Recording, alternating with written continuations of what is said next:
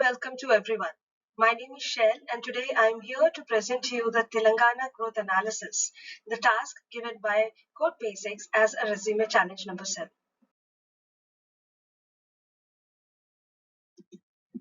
If I talk about the agenda, I will be letting you know about the brief project task and the overview about the state, primary and secondary questionnaires, and the recommendation after analysis.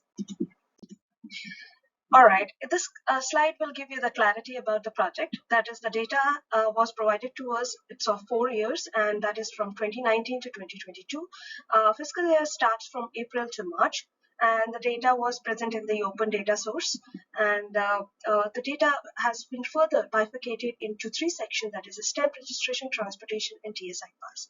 The objective of this analysis would be understanding and finding the trends and the patterns and identifying the growth opportunities of Telangana state, and also forecasting the growth and the recommendation to the government.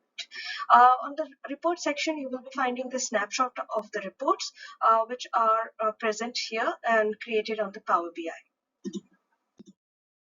Let me introduce you the youngest state of India, that is Telangana, established on June 2014. The capital city is Hyderabad, which is the IT hub. It is one of the fastest growing state of India with GSDP 15.6%. It is one of the land where people's dream come true in terms of job opportunities and many other aspects. In this slide, you will be seeing the primary questionnaires which was provided by Code Basics, and it has been further bifurcated into 3 sections. So let me take you further to deep dive into each questions. Stamp registration. It is further divided into 2 sections, that is document registration and E-challan.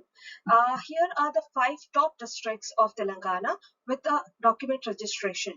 And Rangareddy is one of the districts which has a highest contribution of 36.65%.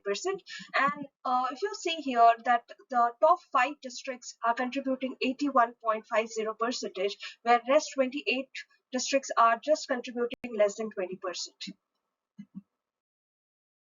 The analysis done on this particular slide was about the significant improvement of E-challan, and there is a positive increase. On this map section, you will be finding that Rangareddy, Hyderabad, and Kunda, these are the districts which are our top 5 districts contributing to be the positive increase in E-challan. Understanding the trend is very important to forecast the aspect. So since the time of implementation 2020, E-challan has always shown the positive growth, whereas there is a decline in the number of document registration. There can be a negative correlation between each other, and few recommendations which government can go ahead and take care would be very simple things that are internet availability to the rural areas, collaboration with educational institutes that will give a very good impact to the local citizens who are not aware about this process. Let's understand the segment of revenue, and where you can find that 85% of the revenue are generated by the 7 major districts of Telangana, and from the map you can also analyze that it is maximum the area which is adjacent to the capital city, that is Hyderabad. In this slide, we will talk about the questionnaires of transportation, and this particular graph is showing the vehicle sales graph, whereas we can understand Q3 is contributing the highest sales, and like year 2022, you will be finding Q4 is one of the highest in the sales category. Whereas if I have also understood that there's a decline in the demand of petrol vehicle, whereas there's a sustainable increase in the demand of electronic vehicle. Here we will understand the prominent demand of vehicle and as per the districts. And from this pie chart, we can understand that there is a very high demand of motorcycle, and that is for 74%, whereas the minimum in the list would be agriculture, that is 2.7%, and the main reason may be because of the agricultural economy and the area which are much more dependent on their agriculture. Let us understand the vehicle sales growth in terms of fuel category. So we can understand the petrol and the diesel demand has reduced little, whereas we can also see that electric vehicle demand has continuously increased and given the positive sign, and the maximum demand are from the area which are very much close to the forest land or the agricultural land. This brings us to the section number 3, that is 𝗬𝗧𝗧𝗏. Here the analysis are being done on the basis of investments. Top 5 sectors which is contributing to the estate would be plastic and rubber, pharmaceutical, real estate, solar and other renewable energy, and engineering. The top 3 districts which is attracting the significant investment in that area would be Rangareddy, Sangareddy, and Maychal. And it is because of the reason that is very close to the Hyderabad, that is a capital, and also the well-structured development by the Telangana government. And very important factor would be the government policy, that is 𝗬𝗧𝗧𝗏, which makes the investors process quite easy and smooth for them. And connectivity is also one of the major factor which we can consider. So in this questionnaire, it has been asked that is there any relationship between investment and the revenue generation from the stamp and the vehicle revenue. However, there was no relation as such which was found as per the graph. There is just a high number of investment done on the particular area, that is Rangareddy, Sangareddy, and there is a high in demand of vehicle in Hyderabad. So there is no such correlation I have found it here. Let us understand the investment pattern and the distribution in the multiple districts. So food processing is one of the top investments in all the districts, whereas followed by the cement and agro-based cold storage. We can also see that there is a high percentage of contribution by pharmaceutical and rubber and plastic investor, but that has been limited to certain areas.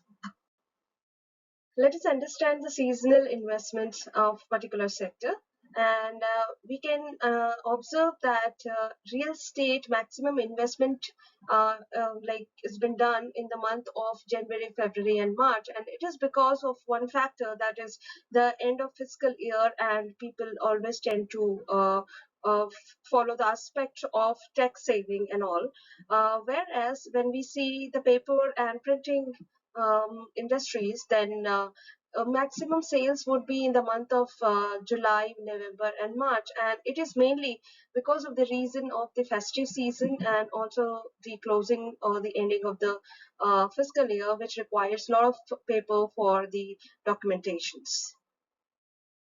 The top 5 districts for commercial property would be Hyderabad, Rangareddy, Sangareddy, Maychal, and Warangal urban. And the aspect we can see for this investments could be because of the connectivity and the expansion of the IT hubs and the projections of the government for upcoming years. It is into a development process, and also there are a lot of investment in those areas because of the skilled workforce and the infrastructure. The significant policies or initiative Telangana government has taken and implemented, I would like to mention about the Telangana Food Services Policy, which is actually the value added to the agricultural produce, and due to which we can also see from the graph that there is a gradual increment in the investment from 2019 to 2022, and this is not into restricted to 1 or 2 districts, but also it is having an expansion in entire 33 districts. Let us talk about ICT, that is Information and Communication Technology. This particular policy is for the growth and development of this IT sectors, IT or IT-enabled services sector, which also work for the generation of employment. And from the graph, we can see that there is good growth. However, there is no hype into it, but the growth is quite prominent.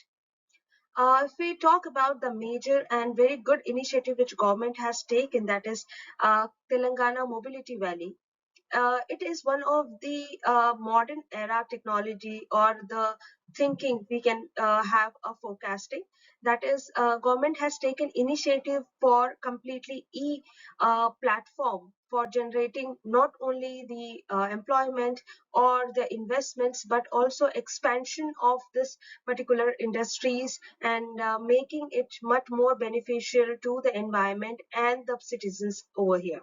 And after this policies, the Telangana would be the most competitive destination for both manufacturer and the electric and R&D in India.